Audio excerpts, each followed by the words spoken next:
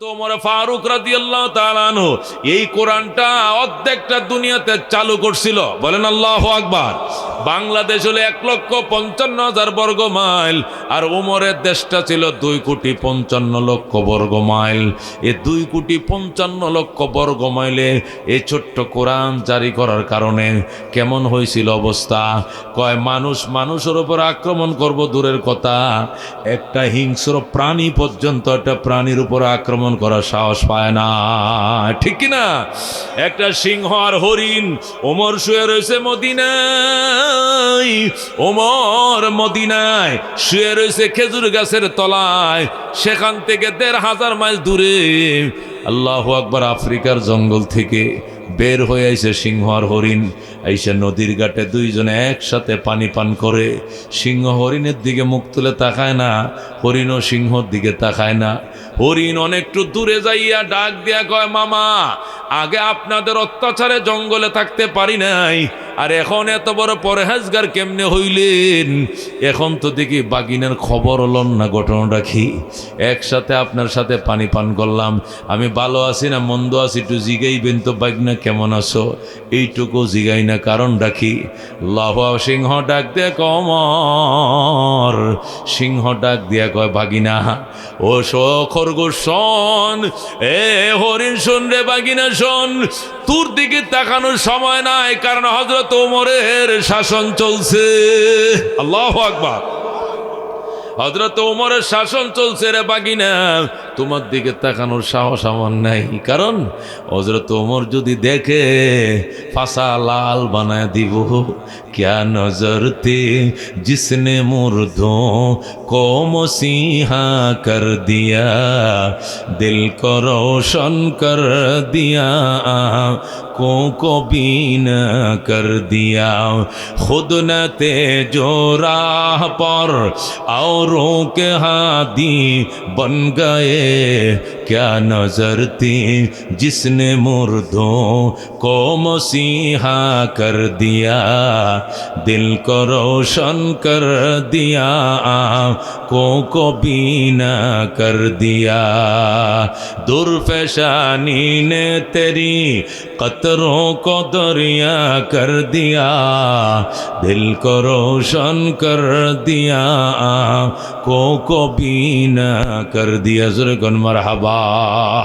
मेरे बाय दोस्त बुजुर्ग हज़रत उमर মদিনায় হযরত ওমর ফারুক রাদিয়াল্লাহু তাআলা আনহু যখন অর্ধেকটা দুনিয়া শাসন করতেছেন, অর্ধেকটা দুনিয়া তিনি শাসন কর্তা, তিনি দখল করে নিয়েছেন রোম মানে ইটালি, দখল করে নিয়েছেন পারস্য মানে রাশিয়া, ইরান রাশিয়া দখল করে নিয়েছে, এবং রোম ইতালি দখল করে নিয়েছে। পৃথিবীর পরাশক্তিগুলো যখন হযরত ওমর নিজের কবজায় নিয়ে গেলেন, এরপরও জেরুজালেমটা কবজায় নিতে পারতেছিলেন না, মানে ফিলিস্তিনটা আর ইসরায়েলরা দখল করতে পারতেছিলেন না।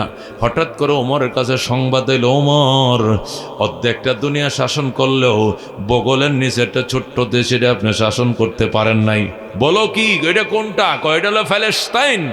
এই ফিলিস্তিন দেশটা এখন আপনার কবজার বাহিরে, এটাকে ইহুদিরা জেরুজালেম কর্তৃপক্ষরা চালায়।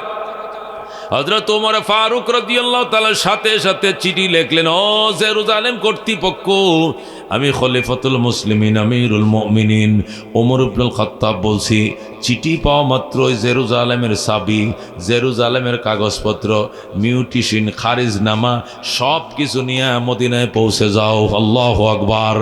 যদি দেরি হয় তাহলে আমি সেনা পাঠাবো, ওমরের সাথে মোকাবেলা করার ক্ষমতা তোমাদের নাই। আল্লাহু আকবার। হযরত ওমর যখন চিঠি লিখছে, ওই জেরুজালেম কর্তৃপক্ষ পাল্টা চিঠির উত্তর দিছে, সাথে সাথে চিঠি লিখছে, ওমর আপনার সাথে মোকাবেলা করার ক্ষমতা আমাদের নাই, পৃথিবীর পরাশক্তি ইংমার্কিন আপনি দখল করে ফেলছেন। তখনকার পৃথিবীর পরাশক্তি ছিল রোম এবং পারস্য, আপনি রোম পারস্য দখল করছেন, আপনি ইয়েমেন দখল করছেন, সব দখল হয়ে গেছে, শুধু বাকি আছে এই জেরুজালেম।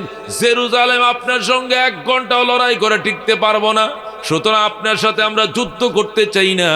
আপনার কাছে আমাদের একটাই দাবি, আপনি আমাদের দেশে বেড়াইতে আসেন, ওমর আপনাকে দাওয়াত দিলাম, আপনি দয়া করে জেরুজালেম ভিজিট করে যান, বেড়ায় যান।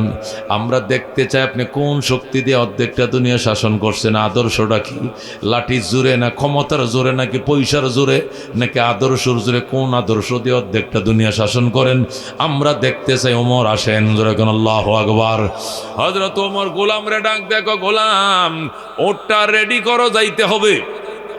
হযরত ওমর গোলামকে বলেন ওট রেডি করো। গোলাম ওট রেডি করছে, লাগাম লাগাও লাগাইছি, গদি বসাও বসাইছি। আল্লাহ, হযরত ওমর উটের পিঠের উপর উঠে বসলেন, বৈশা গোলামকে বললেন চলো জেরুজালেমের দিকে রওনা করো। গোলাম ডাক দেখো, বস এত রাস্তা হাইটে কেমনে যাব? কয় কত রাস্তা? কয় ১,৫০০ মাইল। কয় হাজার? মদিনার থেকে জেরুজালেম প্রায় ১,৫০০ কিলোমিটার, প্রায় ১১০০ মাইল, ১,৫০০ কিলোমিটার। এত দূরের রাস্তা আমি কেমনে যাব? হযরত ওমর ফারুক রাদিয়াল্লাহু তাআলা আনহু ডাক দেখো, চিন্তা করিস না, তুই টান।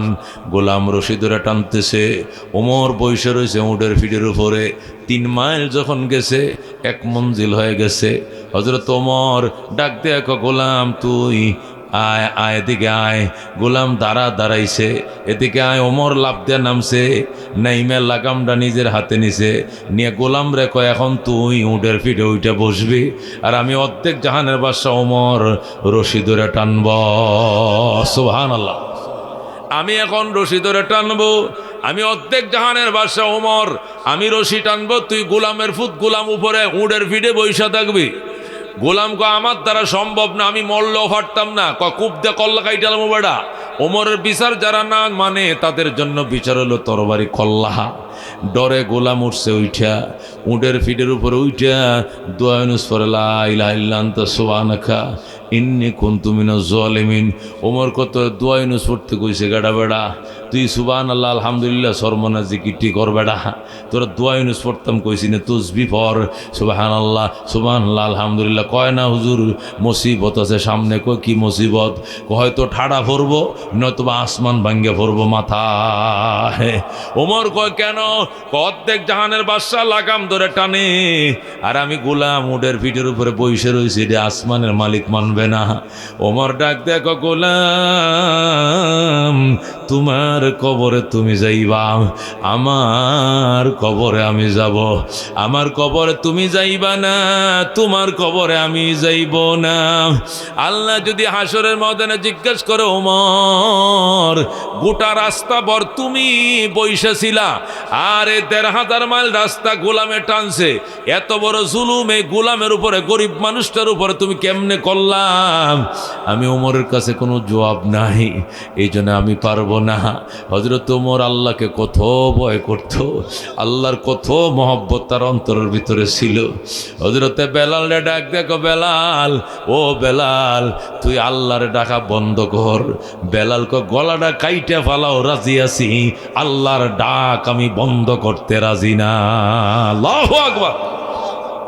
মেরে ভাই ও দোস্ত বুজুর্গ, বেলাল রে লাঠি দিয়ে ফিডায়, ওই জল্লাদ বাহিনী দিয়ে মারে, মারতে মারতে মারতে জল্লাদ অসুস্থ হয়ে যায়, কিন্তু বেলাল মুস্কি মুস্কি হাসি।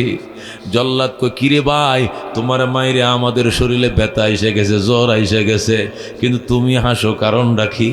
বেলাল কো, আরো জোরে মারো, এশকের আগুন দাউ দাউ করে জ্বলে। আল্লাহু আকবার। হযরতে বেলাল কান্দে, কি মধু খাম ওইলি মুরে, কি আগুন জ্বলছে অন্তরে, কি মধু খাওয়াইলি মোরে, কি আগুন জ্বলছে অন্তরে, আমার পাগল মনটা রয় না গরে, পাগল মনটা রয় না গরে, কেমনি কই সেই কাহিনী, আয়ের সকল মৌলার পাগল কলব কর নূরানী, আয়ের সকল খুদার পাগল কলব কর নুরানি। যে দেখেছে তার চেহারা সে হয়েছে গৃহহারা। আল্লাহু আকবার। যে দেখেছে তার চেহারা সে হয়েছে গৃহহারা। আমার প্রেমের হাওয়ার জ্বালায় জ্বালায়, প্রেমের হাওয়ার জ্বালায় জ্বালায় জীবন মরণ হয় ফানি। আয়ের সকল খুদার পাগল কলব কর নুরানি। আয়ের সকল মৌলার পাগল কলব কর নুরানি। যখন মারহাবা। হযরত ওমর ডাক দেন, গোলাম আমার রব ছায়া রইছে, আমার রব ছায়া রইছে। তুই 3 মাইল টানবে আমি বসবো, 3 মাইল আমি টানবো তুমি বসবা। যখন আল্লাহু আকবার। গোলাম কয় ঠিক আছে বস, ঠিক আছে। এরপরে পালা বদল হয়ে হয়ে তারা যাইতেছে জেরুজালেম। সর্বশেষ যখন একদম জেরুজালেমের কাছে এসে গেছে তখন সিরিয়াল আইছে, ওমরে টানবে আর গোলামে বসবে। গোলাম ডাক দেখো বস, এতক্ষণ তো আপনি টানছেন, এখন এই সিরিয়ালটা আমারে দিয়ে দেন, কারণ আপনি অর্ধেক জাহানের বাদশাহ। আমি একটু রশিদে ধরে টানি, আপনি বসেন।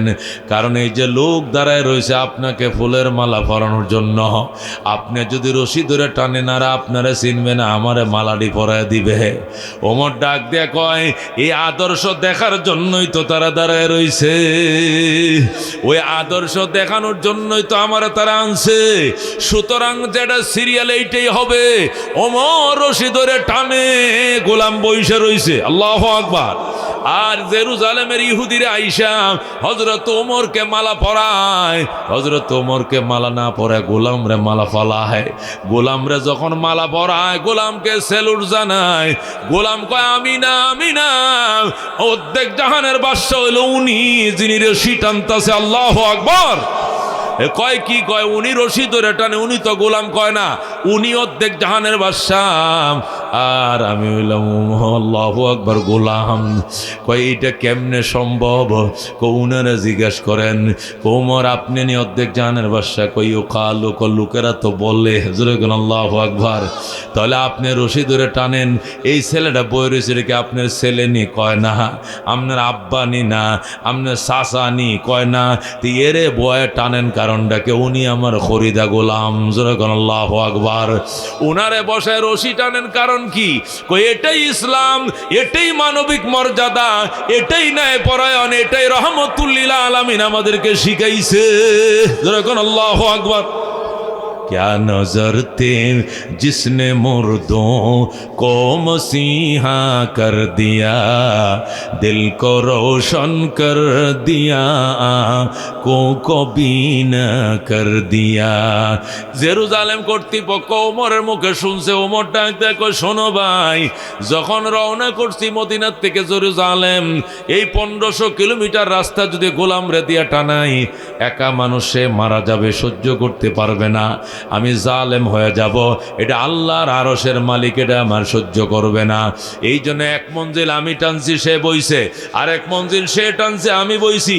এটাই মানবিক মর্যাদা, এটাই ন্যায় পরায়ণতা, এটাই ইনসাফ, এইটাই সাম্য।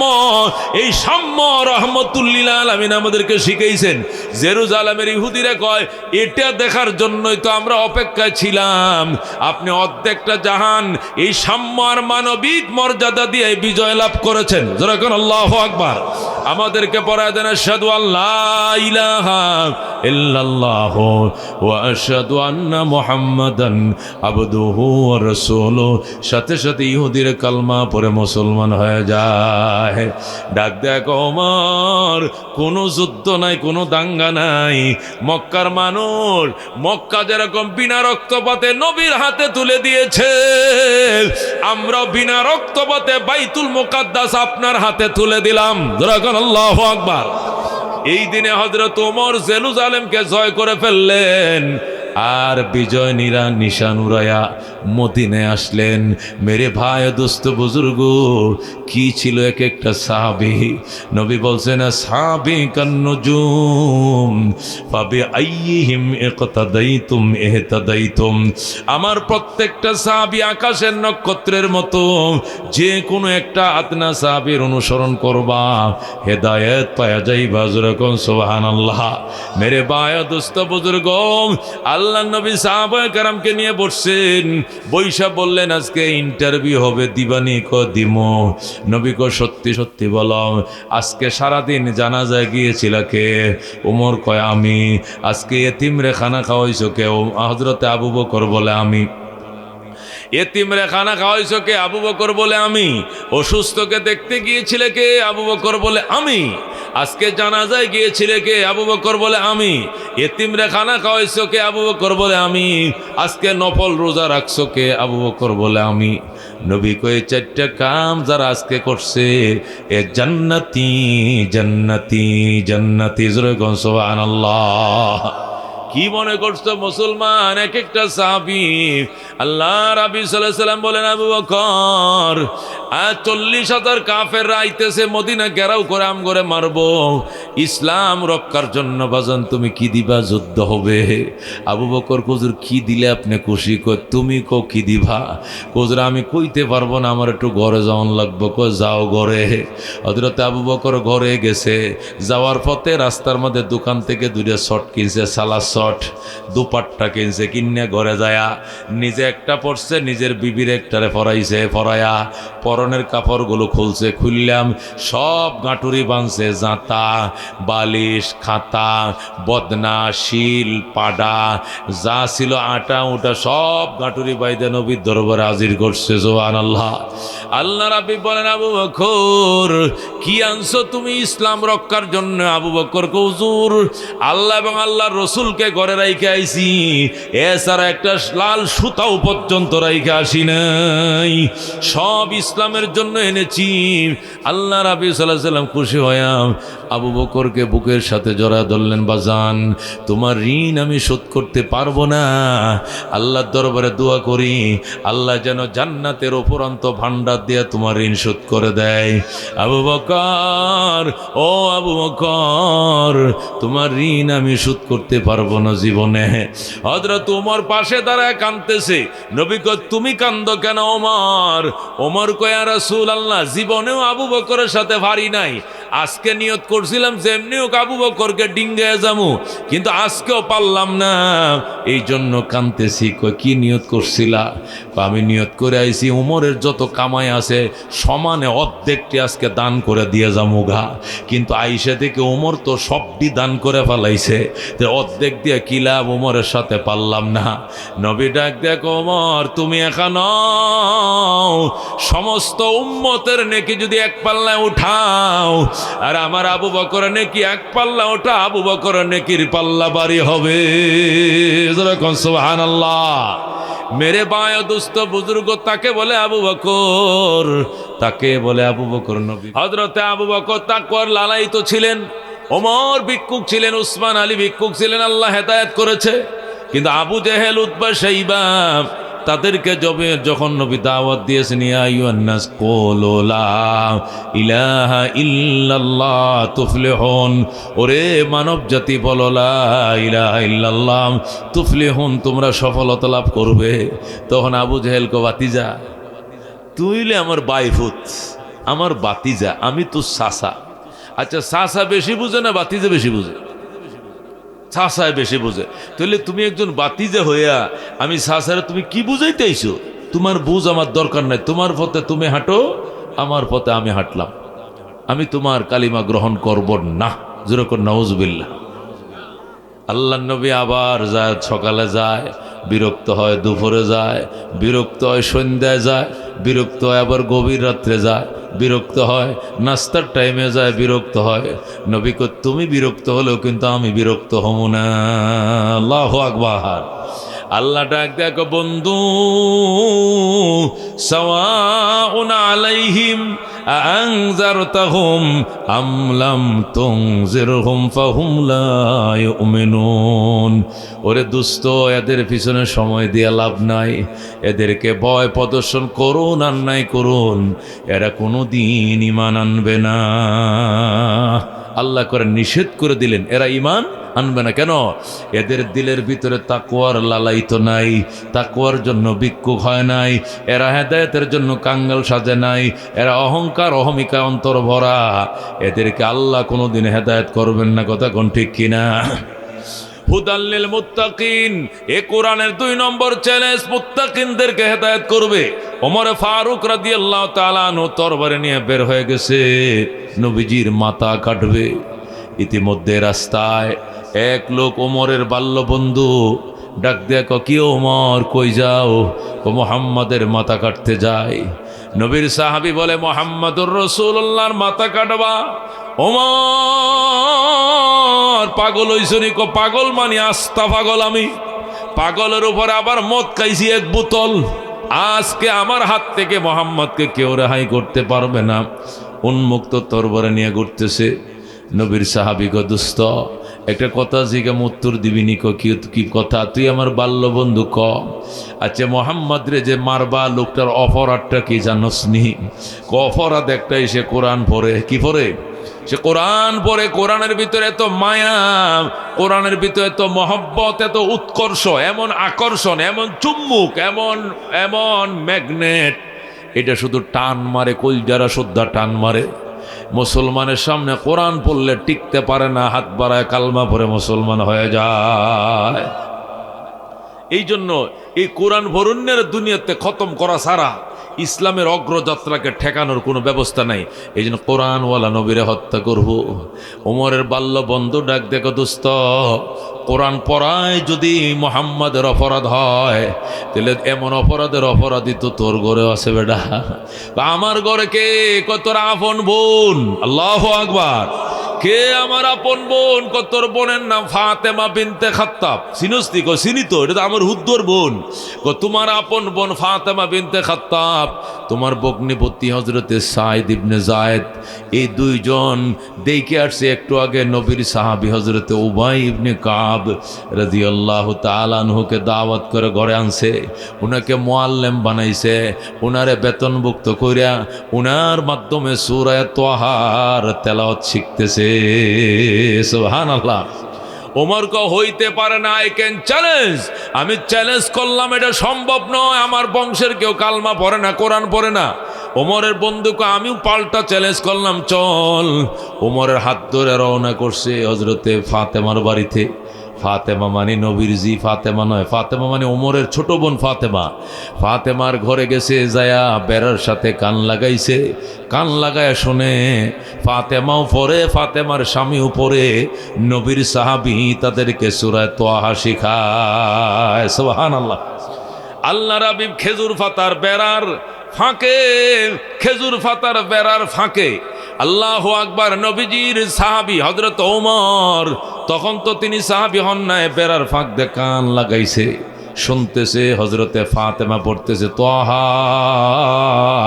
মা আনজালনা আলাইকাল কুরআন লিতাশকা ইল্লা তাযকিরাতাল লিমান ইয়াখশা তানসীলাম মিম্মান খালাকাল আরদা ওয়াস সামাওয়াতিল উলা আর রহমানু আলাল আরশি ইসতাওয়া লাহু মা ফিস সামাওয়াতি ওয়া মা ফিল আরদি ওয়া মা বাইনাহুমা ওয়া মা তাহতাস সারা। আল্লাহু আকবার। নবীজির কলিজার টুকরা সাহাবিয়া হযরতে ফাতেমা, আর আরেক সাহাবী হযরতে হযরতে সাঈদ ইবনে যায়েদ, ওমরের ভগ্নিপতি ফাতেমা, ফাতেমার জামাই সাঈদ ইবনে যায়েদ আর বোন ফাতেমা, তারা 2 জন কোরআন তেলাওয়াত শিখতেছে সূরা তাহার। ইতিমধ্যে ওমর বেড়ার সামনে কান লাগাইছে, কান লাগায় শুনে ঠিকই তো কোরআন পড়ে। ওমর তো রাগে ভিকতেছে, রাগে ফুলতেছে ওমর। হঠাৎ করে কোরআন যখন চুম্বুকের মতো টান দিছে, তখন ওমরের নিয়ত পরিবর্তন হয়ে গেছে। ওমর ডাক দেখো, বোন দরজাটা খোল। ও আমার ছোট বোন ফাতেমা দরজাটা খোল, আমি মারার জন্য আইছিলাম, আর মারবো না, নিয়ত পাল্টায় ফেলছে, তুমি দরজাটা খোলো, মায়ার কালাম কিনারে বইসা আমাকে শুনতে দাও। ফাতেমা ডাক, দেখো ভাইয়া, তুমি আমাকে বাইল দিতেছো, তোমার কথা আমি মানি না, বাইল দিয়ে ভিতরে ঢুকবা, পরে আমার মারবা, আমি দরজা খুলুম না। ফাতেমা দরজা খোলে না। ওমরকে খোল কইলাম, ফাতেমাকে খুলুম না। অবশেষ ওমর লাথি মেরে দরজা ভেঙ্গে ভিতরে ঢুকছে, ডুইকা বন্ডি ইচ্ছে মতো মারছে, মারতে মারতে অজ্ঞান করে ফেলেছে। হযরতে ফাতেমা অজ্ঞান হয়ে গেছে। ভগ্নিপতি সাইদ ইবনে যায়েদ এসে ফিরাইতে বোনের জামাইটা ওরা মারছে। উনি আশারায়ে মুবাশশারার একজন, সাইদ ইবনে যায়েদ নিজের বন্ডে ভগ্নিপতির দুইজনকে মাইরে অজ্ঞান করে ফেলেছে। এই অবস্থা দেখে রসুলের সাহাবী যে কোরআন পড়াইতেছিল মুআল্লিম সাহেব একটা ছাটার ভিতরে যায় একটা ফাটি গোল করে, ফাটির ভিতরে সুপ করে ঘরের কোনায় লুকায় রয়েছে, মেরে ফেলাইব, সুপ হয়ে লুকায় রয়েছে। ইতিমধ্যে হযরত ওমরের গুসা থামছে, থামার পরে নিজের বোনের মাথায় ফানি ডালে। হযরতে ফাতেমার জ্ঞান ফিরে আইছে। ফাতেমা ডাক, দেখো ভাইয়া, এইভাবে তুমি আমারে মারলা, আমার আম্মা আমারে যে পেটে রাখছিল, তোমারে তো একই পেটে রেখেছিল, তুমি যে আমারে এইভাবে মারলা, তোমার কি মায়া লাগে নাই? ওমর ডাক, দেখো বোন, আল্লাহর কোরআন তেলাওয়াতের অপরাধে মারি নাই, বরং দরজাটা খুলতে দেরি করছো কেন, খোলো নাই কেন, এই জন্য মারছিলাম। কোরআন কেন শুনতে দিলে না, এই জন্য মারছি। কোরআন পড়ার অপরাধে মারি নাই, তুমি আমারে আবার আল্লাহর কোরআন থেকে তেলাওয়াত করে শোনাও। হযরতে ফাতেমা লাফতে ওইটা ওমরের কানের সাথে নিজের মুখটা লাগাইয়া আবার শুরু করে দিয়েছে, তাহা মা আনজালনা আলাইকাল কুরআন লিতাশকা ইল্লা তাযকিরাতাল লিমান ইয়াখশা। জোরে কোন সুবহানাল্লাহ। হযরতে ফাতেমা যখন তেলাওয়াত শুরু করে দিছে, হযরত ওমর টেপ টেপ করে চোখ দিয়ে পানি পড়তেছে। বোনরে পাঁচা মেরে ধরে, কো আমার আদরের বোন, তোরে মারছি, তুই আমারে ক্ষমা করে দে। আল্লাহর কোরআন আমার কলিজা টানতেছে রে, আমার কলিজার চুম্বুকের মতো আকর্ষণ করতেছে। আল্লাহর কোরআন শুনে আমারে আল্লাহর কোরআন শিখা। বোন ডাক, দেখো ভাইয়া, দুইটা কাজ না করলে কোরআন শিখা যাবে না। এক নম্বরে তোমাকে গোসল করতে হবে, দুই নম্বরে তোমাকে কালমা পড়তে হবে, এরপরে তোমাকে কোরআন শিখান যাবে। ফাতেমা, আমি গোসল করবো, আমার পানি দে। ফাতেমা পানি আইনা দিছে, ওমর সাথে সাথে গোসল করে কয়, পড়া দাও, আশহাদু আল্লা ইলাহা ইল্লাল্লাহু ওয়া আশহাদু আন্না মুহাম্মাদান আবদুহু ওয়া রাসূলুহু।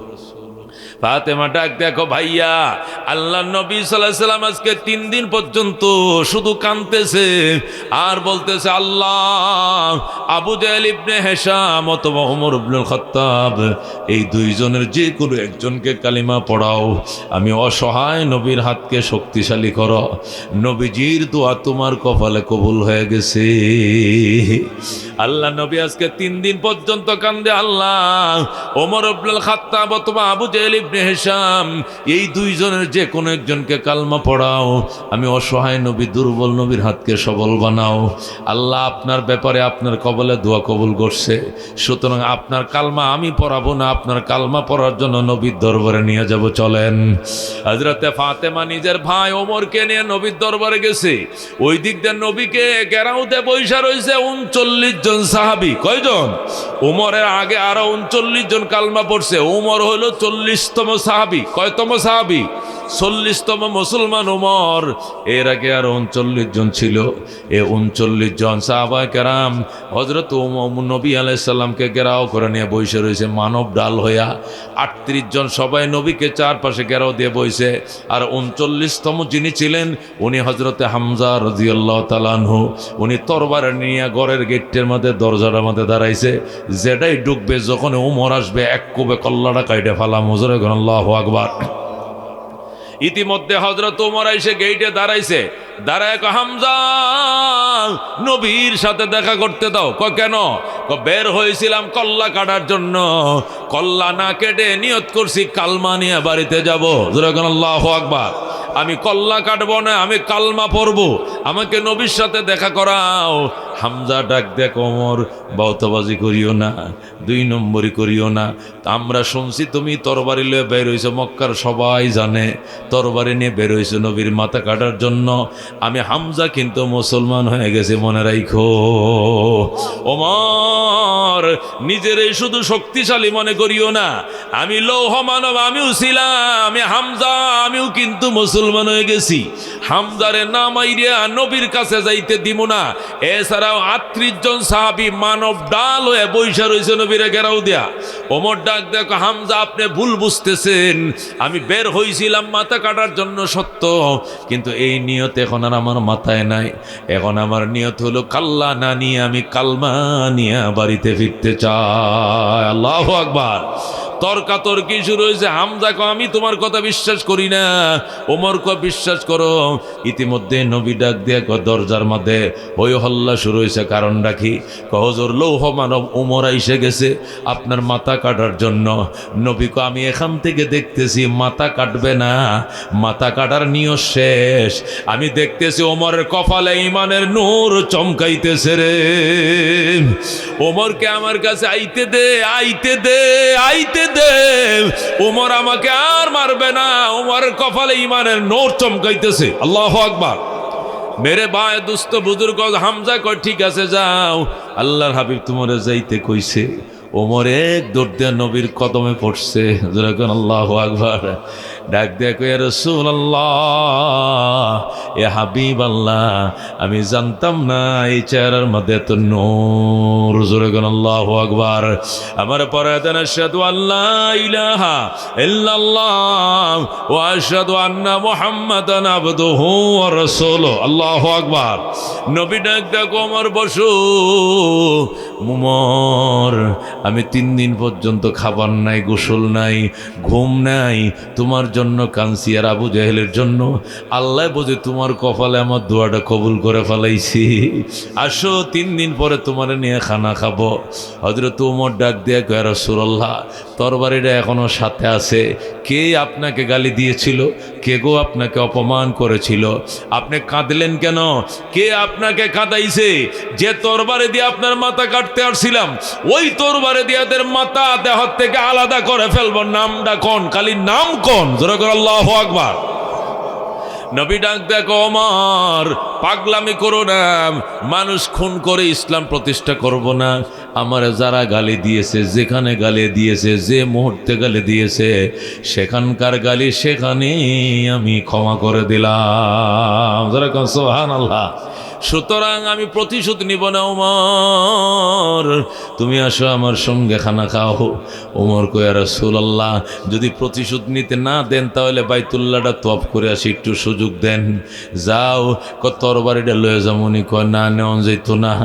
হুজুর নেই, অসুবিধা নাই, খোসার মাঝে রাখিয়া দিব। খোসাত হযরত ওমর তরবারিটা খোসার মাঝে ঢুকাইছে। এইভাবে ঢুকাইয়া এইভাবে কাট করে তরবারিটা কোমরের মাঝে খোসায় ঢুকাইয়া আল্লাহর ঘরে তওয়াফ করে। লব্বাইক আল্লাহুম্মা লব্বাইক, লব্বাইক লা শারীকা লাক লব্বাইক, ইন্নাল হামদা ওয়ান নি'মাতা লাক ওয়াল মুলক লা শারীকা লাক। শুরু হয়ে গেছে তওয়াব।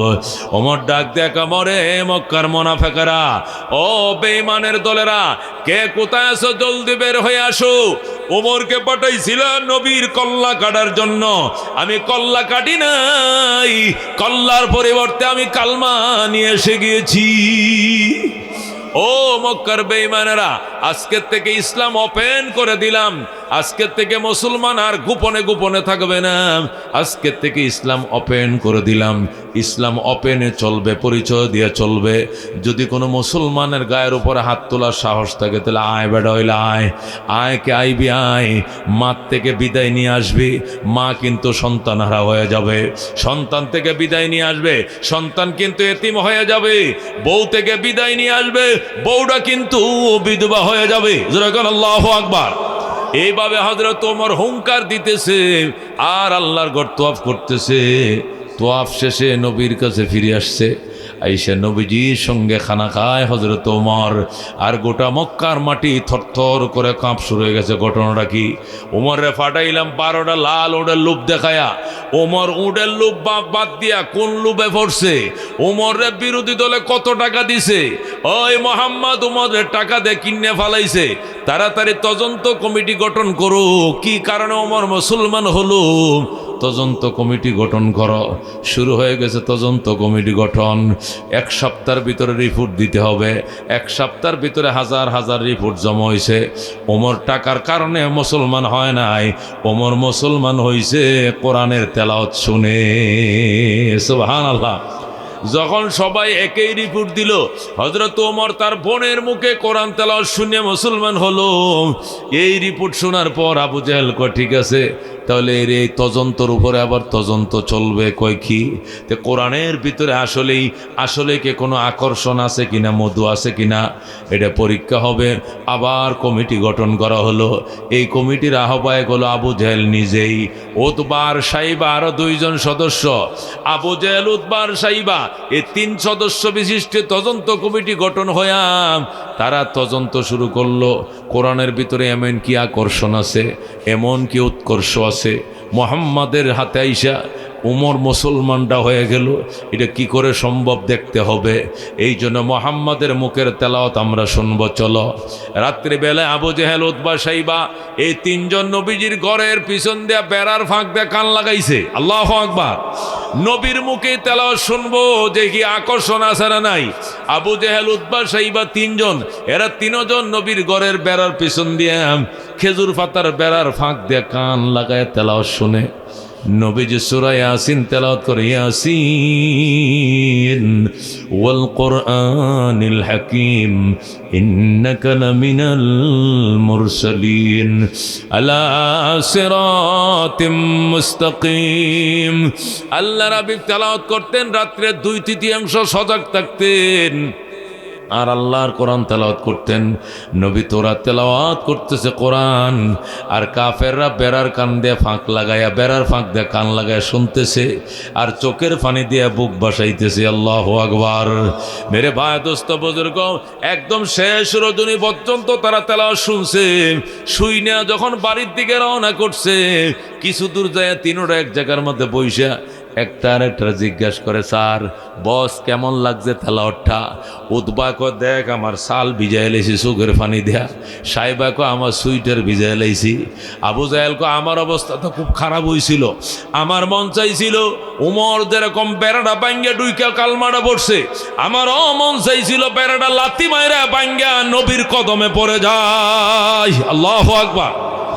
কিন্তু লজ্জা কেমনে বরণ করব, এই জন্য আমি বেড়াটা ভাঙ্গি না ভেঙ্গে আমি শুনে সহ্য করে চলে আসছি। এত বড় আকর্ষণের মধ্যে কেমনে টিকবে উম্মত? এই জন্য কোরআন তেলাওয়াত বন্ধ করে দিতে হবে। এই তেলাওয়াত যদি কোথাও মুসলমান করে, বেঈমানরা যাতে শুনতে না পারে, এটা ডিস্টার্ব তৈরি করতে হবে। এই জন্য সংসদের মধ্যে তারা জমা দিল, রিপোর্ট জমা দিল। আসলে কোরআনের মধ্যে আসল জাদু, কোরআনের মধ্যে আসল মধু, কোরআনের ভিতরে আসল সুদা, এটা শুনলে টিকা থাকার কোনো উপায় নাই। এই জন্য তারা সংসদে আইন জারি করলো। পরের দিন রাষ্ট্রীয়ভাবে তারা জারি করে দিল, আজকের থেকে মুসলমানদের কোরআন তেলাওয়াত আর শোনা যাবে না। জোরে কর নাউজুবিল্লাহ। তারা প্রজ্ঞাপন জারি করে দিল, ক্বালাল্লাযীনা কাফারু লা তাসমাউ লিহাযাল কুরআন ওয়ালগাউ ফীহি লাআল্লাকুম তাগলিবুন। বলেন আল্লাহু আকবার। কাফেররা প্রজ্ঞাপন জারি করলো, আবু জেহেলের সংসদ থেকে আইন জারি হয়ে গেল। তারা প্রজ্ঞাপন জারি করলো, বলল, লা তাসমাউ লিহাযাল কুরআন, এই কোরআন তেলাওয়াত তোমরা কেউ শুনবা না। ওয়ালগাউ ফীহি, বরং ডিস্টার্ব করবা কোরআন তেলাওয়াতে। লাআল্লাকুম তাগলিবুন, তাহলেই তোমরা বিজয় ধরে রাখতে পারবা, বাপ দাদার ধর্ম টিকায় রাখতে পারবা। আর এই কোরআন তেলাওয়াত শুনলে তোমরা ধর্ম টিকায় রাখতে সব মুসলমান হয়ে যাইবা। মেরে ভাই ও দোস্ত বুজুর্গ, আল্লাহ নবী সাল্লাল্লাহু আলাইহি সাল্লামের উম্মত যখন কোরআন তেলাওয়াত শোনার জন্য বেকুল হয়ে গেছে, তখন কাফেররা প্রজ্ঞাপন জারি করছে কোরআন তেলাওয়াত শোনা যাবে না। তখন আল্লাহ তাআলা পাল্টা প্রজ্ঞাপন জারি করে বলছেন, ওয়াইদা কোরিয়াল কোরআনু ফাসতামিউ লাহু ওয়া আনসিতু লাআল্লাকুম তুরহামুন। বলেন আল্লাহু আকবার। আল্লাহ বলেন, কে বলছে কোরআন তেলাওয়াত শুনবা না? যখনই কোরআন তেলাওয়াত হবে মনোযোগ দিয়ে শুনবা, ওয়ানসিতু এবং নীরব থাকবা। মনোযোগ সহকারে শুনবা, নীরব থাকবা, নিজে পড়বা না। যখন কোরআন তেলাওয়াত নামাজে হবে শুনবা, নিজে পড়বা না। মাদ্রাসায় হবে নিজে পড়বা না, অন্যটা শুনবা। তাহলে আল্লাহ তাআলা তোমাদেরকে রহম দিয়ে ভরে দিবেন। যেরকম সুবহানাল্লাহ। মনের মাঝে শুধু এই বেদনা, আসবে কবে সেই সূর্য সেনা, যারা করবে জারি কোরআনে যে দরায়, যারা করবে জারি কোরআনে যে দরায়। যাদের অভাবে আজ এই হতাশা, পূরণ করিবে যারা জাতির আশা, তাদেরই পথ বে আসবে বিজয়। করবে জারি কোরআনে যে দরায়, যারা করবে দরায়। আল্লাহু আকবার বলেন। मेरे भाई दोस्तों बुजुर्ग रहमतुल्लिल आलमीन सल्लल्लाहु अलैहि वसल्लमेर उम्मत हजरत ओमर কালমা পড়লো, মুসলমান হলো, তদন্ত কমিটি ধরা পড়লো, তাদের কাছে চোখের পানি দিয়ে জামা ভিজে গেল। বোঝা গেল আল্লাহর কোরআনের আকর্ষণ বড় মারাত্মক। কথা কোন ঠিক কিনা? এই কোরআন দিয়ে রাষ্ট্র চালাও, আকর্ষণ মারাত্মক। এই কোরআনের প্রথম চ্যালেঞ্জ। 2 নম্বর চ্যালেঞ্জ হুদাল্লিল মুত্তাকিন। এই কিতাবটা মুত্তাকিনদেরকে হেদায়েত করবে। কাদেরকে হেদায়েত করবে? যারা তাকওয়ার ভিখারি, যারা হেদায়েতের ভিক্ষুক, যারা হেদায়েতের ভিক্ষা খুঁজে, যারা আল্লাহর কাছে কান্দে, ইহদিনাস সিরাতাল মুস্তাকিম, ইহদিনাস সিরাতাল মুস্তাকিম, সিরাতাল্লাযীনা আন'আমতা আলাইহিম গায়রিল মাগদুবি আলাইহিম ওয়ালাদ-দাল্লিন বলে যারা কান্দে। আল্লাহ বলেন, সাল আবদি ওয়ালি আবদি মা সাল। আমার বান্দা আমার কাছে খুঁজেছে হেদায়েত, আমার বান্দারা যা চাইছে আমি তাই তাদেরকে দিয়ে দিলাম। যারা কও সুবহানাল্লাহ। সাল আবদি ওয়ালি আবদি মা সাল। আমার বান্দা বান্দিরা আমার কাছে খুঁজেছে হেদায়েত, আমার বান্দার জন্য হেদায়েতের রিজার্ভেশন দিয়ে দিলাম। সুবহানাল্লাহ। কোরআন ডাইরেক্ট হেদায়েত, হুদাল্লিল মুত্তাকিন। তবে শর্ত হলো হেদায়েত পাওয়ার জন্য ভিক্ষুক সাজতে হবে, ভিখারি সাজতে হবে, হেদায়েতের কাঙ্গাল সাজতে হবে, নতুবা আল্লাহ হেদায়েত দেবেন না। এই জন্য হুদাল্লিল মুত্তাকিন বসে, হুদাল্লিল নাস বলেন নাই যে মানুষের জন্য হেদায়েত। হুদাল্লিল ইনসান, মানব জাতির জন্য কি এরকম বলেন না, হুদাল্লিল মুত্তাকিন বলছেন। কেন বলছেন? কয় তাকওয়ার পথের প্রতীক যারা, লালায়িত যারা, শুধুমাত্র তাদেরকে কোরআন হেদায়েত করবে। আবু জেহেল, উতবা, সাইবা, ফেরাউনকে করবে না। ঠিক না? আপনি যদি ভিক্ষাও করতে যান, মনে করেন একটা লোক আমাদের এলাকার ভিক্ষা করে, খয়রাত করে, আছে না এরকম গরিব মানুষ? ভিক্ষা করতে গেলেও আপনার একটা ভিক্ষুকের ভাব ধরতে হবে। ভাব মানে কি? ভালো জামা কাপড় তো আপনারও আছে 2-1টা, এই ভালো জামা কাপড়গুলো পরা যেত না, না পরে কি করতে হবে? সিরা তালে দেওয়া, বুঝেন? নাইলে দোকানদারে যায় কইতে হবে টেইলাররা যে এটা সাদা, এটা কালো, এনদে সবুজ, 4-5টা পট্টি মট্টি দিয়ে একটা জামা আমার বানায় দে। যেটা দেখা মাত্র একজন ধনী মানুষ, সম্পদশালী মানুষের মায়া লাগবে। আহারে বেচারা একটা জামাও নাই, কতটি তালি দিয়ে একটা জামা পড়ছে রে। 5 টাকা দেওয়ানের নিয়ত করছিলাম, না 5 টাকা দেওয়ান যায় না, এই লোকটারে 50 টাকা দে। কথা কোন ঠিক কিনা? তাহলে ভিক্ষুকও যখন ভিক্ষা করতে যায়, তার জানা মতে তার ঘরে যে কাপড়টা ছেঁড়া, ওই ছেঁড়া কাপড়টা পরে যায়। কারণ নিজেকে অসহায়, নিজের অসহায়ত্বটা তুলে ধরে কার সামনে? ধনী মানুষ, দাতাদের সামনে, যাতে ধনী মানুষের দেখে কি লাগে? মায়া লাগে। কলিং বেল টিপ দিছে, জানালাতে ছায়াতে একটা ফকির দাঁড়ায় রয়েছে। আহারে বেচারা জামাটা 4-5 জায়গায় ছেঁড়া। এর অর্থ এই নয় যে এর ঘরে একটা ভালো জামা নাই, এর শ্বশুর বাড়ির জানালে কিন্তু জামা একটা তোলা আছে। ঠিক কিনা? ওর বাড়ি জানার লাগে লুঙ্গি একটা নতুন আছে, জামা একটা, কিন্তু হেডে ফিরে তো ভিক্ষা করতে গেলে ভিক্ষা দিবে না মানুষ, কথা কোন ঠিক কিনা? মেরে বায়া দোস্ত বুজুর্গ, আল্লাহর কোরআন ও হেদায়েত। 2 নম্বর চ্যালেঞ্জ, আল্লাহর কোরআন হলো হুদাল্লিল মুত্তাকিন, তাকওয়ার পথের প্রতীক যারা, তাকওয়ার জন্য লালায়িত যারা, এদেরকে কোরআন হেদায়েত করবেই করবে, কথা কোন ঠিক কিনা?